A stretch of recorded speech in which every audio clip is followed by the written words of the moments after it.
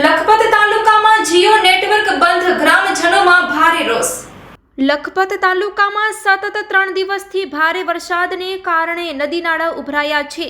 પૂર જેવી પરિસ્થિતિ સર્જાઈ છે। આ મુશ્કેલ સમયમાં કલેક્ટર કચેરી સહિત તમામ તંત્ર સતત કાર્યરત છે, પરંતુ આવા કપરી સમયમાં જીઓ નેટવર્ક વારંવાર બંધ થવાથી સ્થાનિક જનતાને ભારે તકલીફનો સામનો કરવો પડી રહ્યો છે।